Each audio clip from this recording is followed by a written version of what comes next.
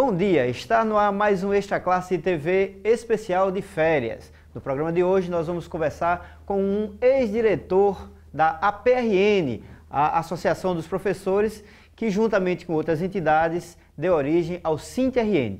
Ele é o professor e hoje deputado estadual Fernando Mineiro. Bom dia, Fernando. Bom dia, prazer estar aqui com vocês, conversando com o nosso sindicato, com os educadores e com a sociedade do nosso estado sobre temas que vocês acham importantes. Bom, importante para início de conversa que a gente entenda um pouquinho como é que funcionou aí esse mecanismo do governo estadual, especificamente para a educação. Qual a avaliação que você tem, Mineiro? Olha, eu tenho uma avaliação que o governo deixou muito a desejar. Esse primeiro ano do governo Rosalba, o ano de 2011, foi um ano de muita frustração para a sociedade como um todo. Um governo que foi eleito em primeiro turno, gerando uma grande expectativa na sociedade, não só em relação à educação, mas na sociedade como um todo.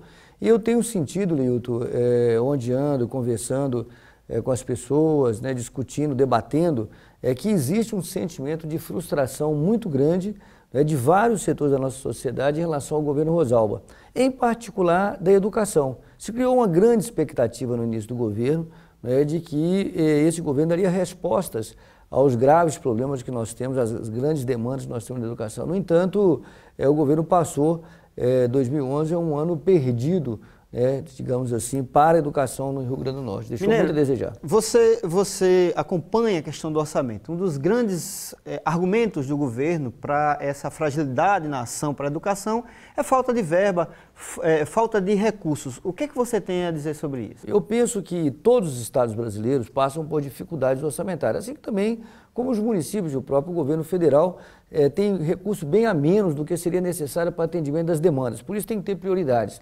O governo do estado, então, criou uma expectativa, criou uma lógica que era tentar destruir aquilo que já acontecia, mesmo fragilmente, mas já acontecia.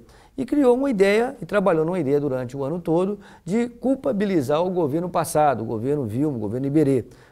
Ora, a sociedade votou na Rosalba exatamente para ela mudar a pisada, para ela, digamos assim, consertar aquilo que ela prometeu ser consertado. Então, acho que ela perdeu muito tempo olhando para trás, muito tempo tentando justificar a sua incompetência, o seu imobilismo em relação às ações de governo, e o resultado é uma frustração da sociedade. Essa questão orçamentária é uma questão fundamental para o Estado. A arrecadação do Rio Grande do Norte, ela cresceu mais do que estava previsto acontecer, ou seja, o ICMS, que é o principal tributo, o Imposto sobre Circulação de Mercadoria e Serviço, o FPE, que é o Fundo de Participação do Estado, eles foram a mais do que estava previsto, ou seja, a arrecadação crescente e o governo insistindo com a falência do Estado. Eu acho que foi uma tática errada. O fato concreto é que o governo não conseguiu dar resposta às demandas, não conseguiu atender aquilo que ela prometeu, que ela criou expectativa. Você, durante os 83 dias que o SINT decretou a greve no ano passado, você foi um dos que intercedeu junto ao governo, que buscou uma solução negociada junto ao governo do Estado. Como é que você avalia essa relação do governo com o sindicato, com os movimentos sociais? Olha, foi um momento muito duro. Eu, inclusive, acompanhei muito de perto todo esse processo. Nós, inclusive, escrevemos, refletimos sobre esse fato. E a minha opinião, o meu entendimento é que o governo do DEM, o governo Rosalba, trabalhou durante o ano passado para destruir o movimento sindical dos servidores.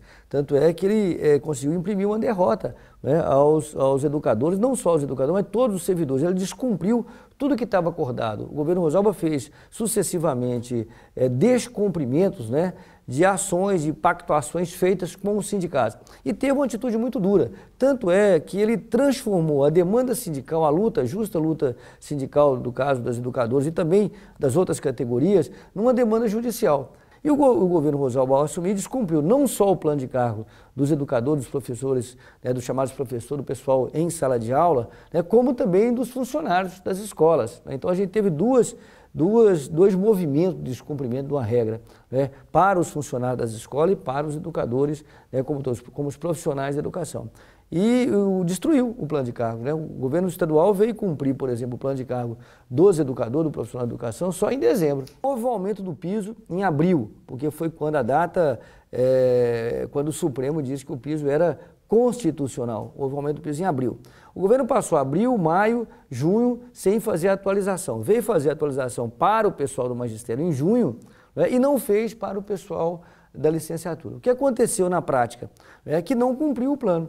E aí, qual foi a ação que o governo fez quando entrou na Justiça? Disse que cumpriria o plano, né, em 4 vezes, em setembro, outubro, novembro e dezembro do ano passado. O que isso quer dizer? Na prática, o plano da educação, né, dos profissionais de educação do Rio Grande do Norte só foi cumprido em dezembro do ano passado. Aí tem uma pendência, que é o atrasado.